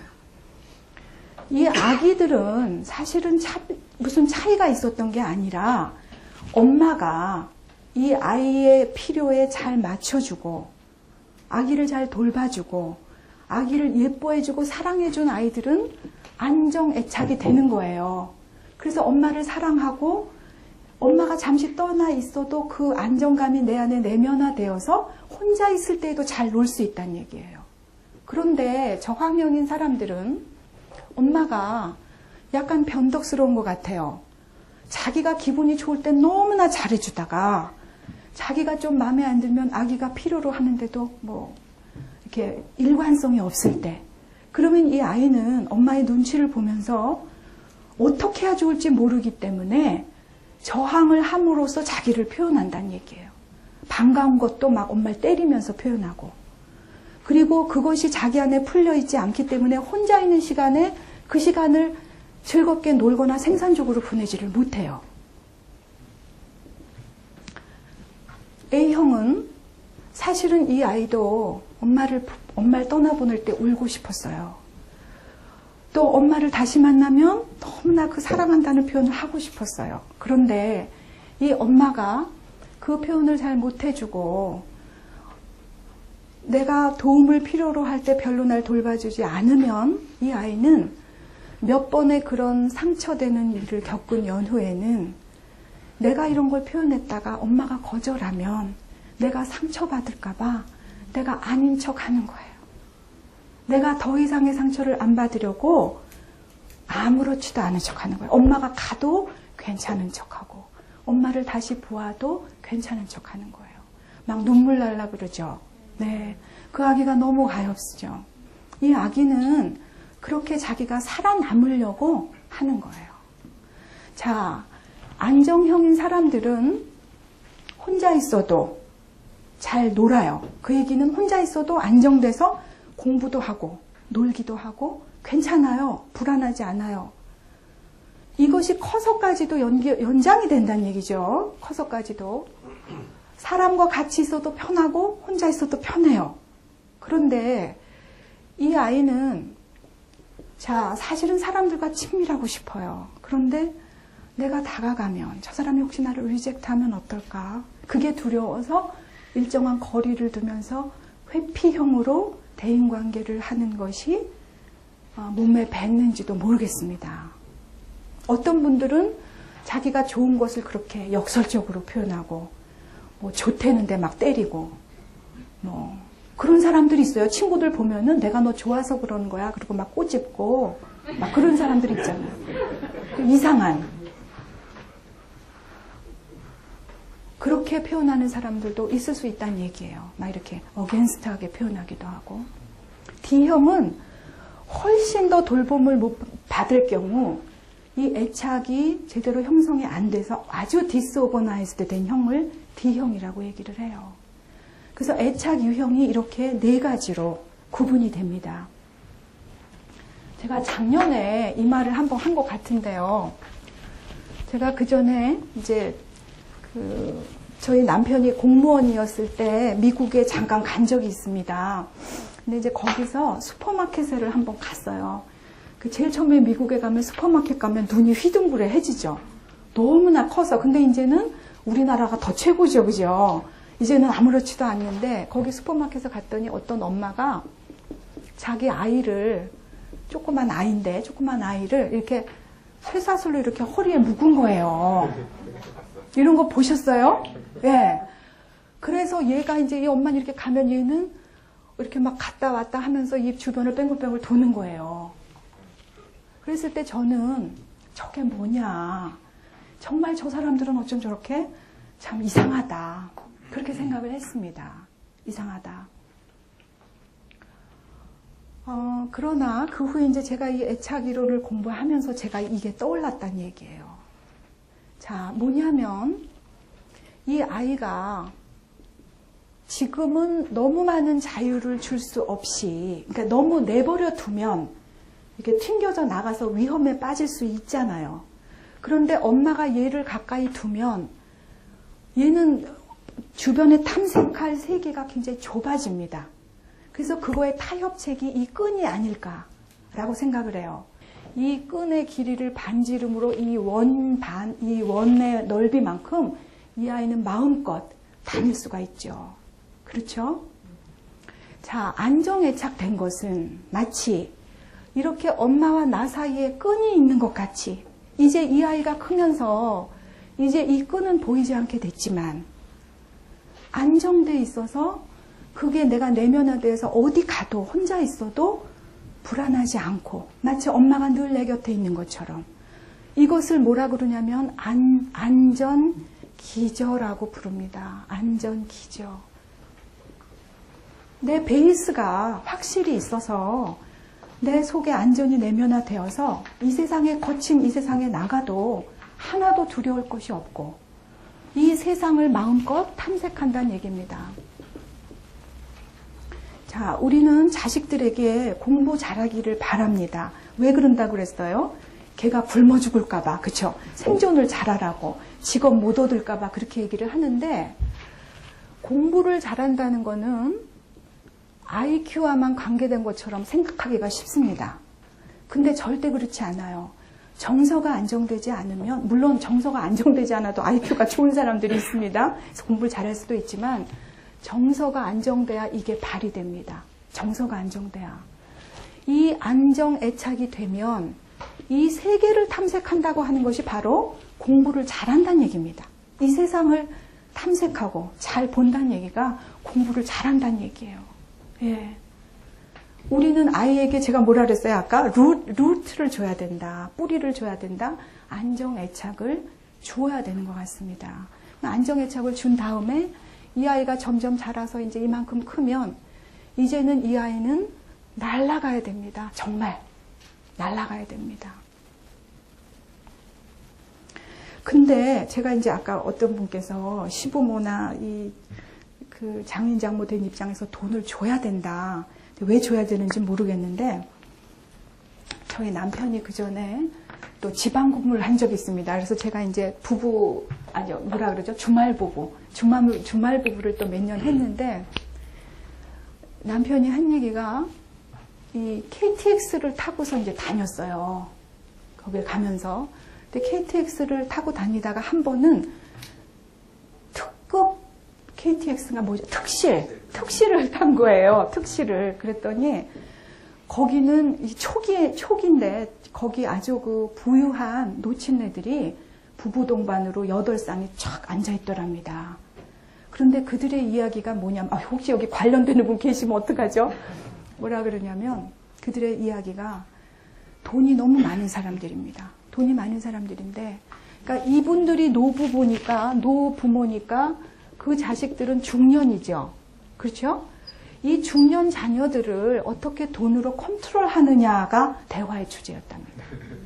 내가 돈을 가지고 어떻게 말 잘 듣는 자식한테 돈을 더 줄 것인가, 아니면 이걸 가지고 어떻게 할 것인가. 저는 우리나라 드라마 주제가 딱 그거라 그랬죠. 컨트롤하는 거. 부모가 자식 컨트롤하고 자식은 또 뭐, 이게 완전히 이렇게 개입이 돼 있는 것이 우리나라 가족의 특성 같습니다.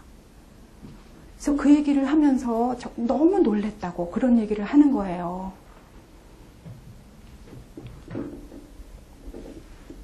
돈을 받으면 자유가 없습니다. 그건 틀림없어요. 부모 자식이든 부부관계든 우리는 뭔가 이렇게 이분하려는 특성이 있어요. 내가 돈은 못 벌어와도 가사노동을 하는 주부면 그만큼 내가 대등하다는 거죠. 심지어 여자가 더 돈을 많이 벌어오면 왠지 남편이 우습게 보이잖아요. 그런 경우 있어요. 이게 무섭게 그렇게 돌아간다고요. 그래서 저는 어디 가면 친정이나 시댁에서 돈 받지 말라. 그랬더니 어떤 분이 줄 돈이나 있으면 좋겠습니다. 너무 웃기죠? 너무 웃겨요. 예. 저는 돈이 없어도 자유가 더 좋은 것 같습니다. 저는. 예. 자, 애착 이론을 이렇게 설명을 했습니다. 그리고 이 보울비는 별다른 이유 없이 엄마와 아이를 떨어뜨려 놓는 것에 대해서 극도로 반대를 하는 사람입니다. 별 이유가 없이. 그래서 이제 이것이 2차 대전 이후에 전쟁 고아들이 많이 났고, 그때는 보울비뿐 아니고 르네 슈피츠나 이런 학자들의 연구에 의하면 국가적으로 전부 이 전쟁 고아도 많이 생기고 그랬기 때문에 그 고아들을 돌보느라고 국가에서 뭐 기적이며 분유며 간호사며 무한 제공을 했습니다. 무한 제공을 했어요. 그런데도 아이들이 다 죽어 나갔습니다. 그래서 그걸 연구한 결과 왜 그럴까? 간호사가 계속 3교대로 하고 누군가가 전적으로 그 아이를 애정으로 보살펴주지 않고 그냥 물건처럼 보살펴준 거예요. 울면 기저귀 갈아주고 애정 없이 우유를 먹이고 그랬더니 아이들은 그 돌봄을 받았음에도 불구하고 뭔가 사랑을 느낄 수가 없고 내가 정말 중요하고 환영받는 사람이란 느낌을 가질 수가 없어서 나는 그냥 죽는 게 낫겠다. 이 무의식 속에서. 그래서 그렇게 죽어 나갔다는 거예요. 그래서 그 후에 그 가정에서 아이들을 키우는 것이 이제 또 그렇게 발달하게 되고 그러는데 사실은 양면성이 있습니다. 엄마들이 24시간 아이를 보는 거는 굉장한 노동입니다. 그러면 엄마가 그만큼 에너지를 받으려면 엄마 자체가 건강하고 줄 사랑이 있어야 됩니다. 그러니까 내가 사랑을 많이 받은 사람이어야 그렇게 주어도 힘이 안 들어요. 그러기 때문에 아빠 역할이 중요하다는 거예요. 자식이 이상하게 못났다 그러면 100% 아빠 탓입니다. 왜? 아빠가 엄마를 잘 서포트를 못했다는 얘기입니다. 많은 아빠들이 어떻게 생각하냐면 내가 돈을 벌어다 주니까 당신이 아기를 잘 키울 줄 알았고 우리 아이들은 공부를 잘할 줄 알았는데 당신 그 많은 돈으로 뭐 했냐? 과외도 시키고 그러는데 지금 이게 뭐냐? 원망을 합니다. 그러나 돈으로만 인간이 잘하는 것이 아닙니다. 오늘날 자본주의 사회에서 이렇게 말하면 제가 너무 나이브한 사람 같지만 절대 그렇지 않아요. 과외를 못 받아도 엄마 아빠가 정말 나를 사랑해 준다는 느낌이 있고 정서가 안정되면 우리나라 사람의 IQ로는 못할 공부가 없습니다. 제가 볼 때는. 네. 그만큼 정서가 중요하다는 거 이야기를 하는 거죠. 그러니까 보울비가 이렇게 얘기를 하니까 많은 페미니스트들이 우리는 집에서 아이만 보란 얘기냐, 이건 너무한 거 아니냐, 그리고 비판을 했습니다. 보울비가 여성으로 하여금 집에 묶어두려고 여성들을 이런 말을 한 것이 아니고 그만큼 촉이 애착과 돌봄이 중요하다는 것을 말하기 위해서 이렇게 얘기하고 있는 것입니다. 그만큼 중요해요. 저는 오늘날 맞벌이 가정이 증가하면서 어떤 때는 맞벌이 가정에 지원되고 아이들을 어린이집이나 보내는 게 더 이득이 된다 그럴까요? 그렇기 때문에 엄마가 전업주부이면서도 아이를 어디 맡기고 자기는 이제 친구들하고 어디 간다든가, 물론 엄마가 많이 쉬어야 되는 건 맞아요. 그렇게 하는 경우가 있는데 너무 어릴 때부터 다른 사람 손에, 이 사람 저 사람 손에 왔다 갔다 하는 것은 아이의 그 어떤 정서적인 면에서 굉장히 문제가 있는 것이라고 보여집니다. 그래서 이제 그런 것들을 한번 보시면 좋겠습니다. 일단 여기까지 혹시 우리가, 예, 질문이요? 불안성 유형의 신형 A형 B형이 네. 나중에 어른이 됐을 때 내가 문제 유형에서 D형인 경우에 사이코패스나 소시오패스가 역추적이 되니까 불안성 B형이었다 그런 말씀을 하신 것 같았는데 그거에 대해서 한 번만 더 드리겠습니다. 아, 예. 우리가 이제 이걸 잘 해야 되는데요. 예를 들어서 초기 돌봄을 이때 너무 중요한데 이때 돌봄을 잘 못해주면 나중에 사이코패스가 된다. 이렇게 하면 안 되고 사이코패스인 사람을 봤더니 초기부터 그렇게 됐더라. 이게 맞는 거죠. 그러니까 이렇게 됐다고 다 그렇게 되는 건 아니라는 얘기예요. 그러니까 추적을 해보면 초기 장애가 굉장히 심각해요. 예를 들면 중독, 혹은 정신병, 혹은 범죄자. 초기부터 문제가 생기는 거예요. 그 다음에 한 3세 정도까지 전혀 돌봄이 잘 안 되고 불안정 애착되고 막 이러면은 뭐 퍼스널리티 디스오더가 된다든지 5, 6세까지는 뉴로시스. 이건 물론 어디까지나 개념적인 겁니다. 자, 우리 성인도 성인 애착 면접이라는 게 있어요. 아예. 그래서 애착을 이렇게 실험해 보기도 하고 커플들이 데이트하는 유형에서 이 애착 유형과 어떻게 관련이 되는지를 연구한 것도 있습니다. 결국은 이런 유형들을 보면 B형인 경우는 내가 어떤 사람을 좋아해도 과도하게 거기에 의존돼서 내가 내 모든 거를 바쳐서 내가 망가질 정도가 되진 않을 거죠. 혼자 있어도 괜찮기 때문에 그런 판단을 할 수 있을 거고, 어버이던트 유형은 친밀성을 갖기가 어려워요. 두렵죠. 그러니까 회피하다가 정말 나를 좋아서 반에서 미친 듯이 쫓아다닌다면 조금 마음이 열릴 수도 있겠고, 이 저항형인 사람을 만나면 맨날 지지고 볶고 헤어졌다 만났다 할 수도 있겠죠. 그러니까 이런 여러 가지 패턴들이 있을 수 있을 것 같아요. 네. 그래서 내가 예를 들어서 어떤 사람을 처음 봤을 때 왠지 좀 가까이 가기가 어렵고 좀 두렵고 하다 그러면 나는 어쩌면 어보이던트 유형일 수도 있다. 이게 꼭 그렇다는 건 아닙니다.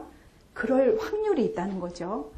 오히려 어린 시절에 이런 유형을 보였어도 그 후에 좋은 사람을 만나고 어떤 멘토를 만나고 좋은 친구를 만나고 스승을 만나서 정말 내가 바뀔 수도 있고 사랑을 못 받았음에도 불구하고 사랑이 많은 사람이 될 수가 있습니다. 예. 질문이 있으세요? 네. 제가 네. 결핍이 성공을 만든다는 또 얘기도 있잖아요. 제가 이렇게 여기 성공하신 분들이 많아갖고 말씀드리기가 좀 그렇긴 하지만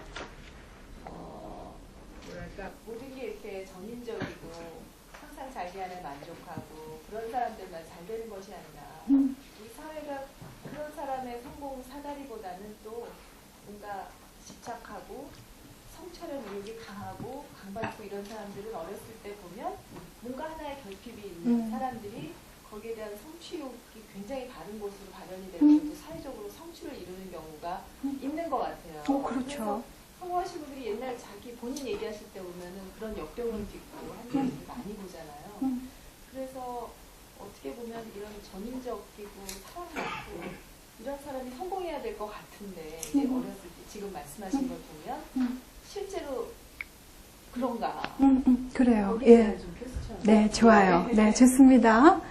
그 성공이라는 게 무엇이냐로 보는 게 이것의 개념 정의에 따라 다를 것 같습니다. 예를 들어서 사회적으로 꼭 유명해지고 높은 자리에 오르고 돈을 많이 벌고 대통령이 되고 많은 성취를 이루고 이것을 성공으로 보면 그 결핍이 있는 사람이 더 한이 맺혀서 더 열심을 낼 수가 있죠. 보상 심리로.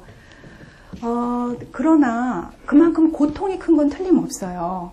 그러니까 이런 분들이 꼭 애착이 저렇게 됐기 때문에 저 사람은 너무 매사가 평탄하고 사랑을 받기 때문에 문제의식이 없으니까 그냥 물에 물 탄 듯 평범하게 갈 수도 있고 또 저 사람이 놀이를 잘하고 이 세상에 대한 호기심이 많기 때문에 성공할 수도 있죠. 그러니까 그렇게만 이렇게 이러면 이렇고 그렇게 말하기는 어렵지만 결핍이 있어서 성공할 수도 있고 결핍이 있어서 좌절할 수도 있어요. 또 안정되게 잘 커서 성공할 수도 있고 안정되게 잘 커서 평범해질 수도 있는 거죠. 그러니까 이거는 굉장히 요인이 많은 것 같습니다. 그래서 결핍을 내가 더 발전하고 그런 데 쓴다는 것은 그 사람의 힘일 수 있을 거예요. 그러나 주관적으로는 결핍은 고통입니다. 그러니까 고통이 있다는 얘기죠.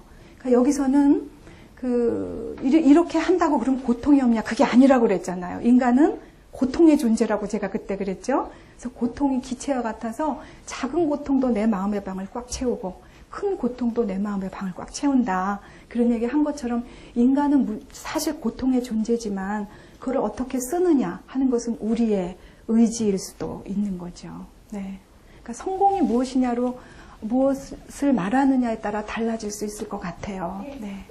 또 질문 있으세요? 예. 어렸을 때 태어나서 이제 이 모유 수유기 하고 그럴 때가 엄마랑 더 친밀도가 더 중요하다고 말씀하시는데 실제로 이제 애를 키워보면 사실은 이때는 별로 해줄 수 있는 게 없잖아요, 사실. 좋습니다. 그러니까 이제 제 얘기는 아기한테 하는 게 사실은 먹이고 뭐 해줄 수 있는 게 없어요. 조금 지나면 제 얘기는 조금 지나면서 사물 분별을 하고 말도 그러니까 이게 물론 계속 엄마가 같이 계속 있으면 좋겠지만 꼭 시기를 정하라면 제 생각에는 예를 들면 내가 무슨 육아 휴가를 내야 된다. 직장을 관둬야 된다. 엄마 입장에 하면 초기에 관둬야 되냐 애들이 좀 큰 다음에 관둬야 되냐면 큰 다음에 해야지 사실 엄마가 얘기 알겠습니다. 예. 도움이 되지 않아요. 네, 아유, 좋은 질문이세요. 네, 좋습니다. 지금 질문을 왜 그렇게 하셨는지 알 것 같고 굉장히 재밌는데요. 이렇게 쭉, 태내부터 출생, 그 다음 쭉 가면서 계속 인간은 발달한다 그랬습니다. 그죠? 계속 발달한다.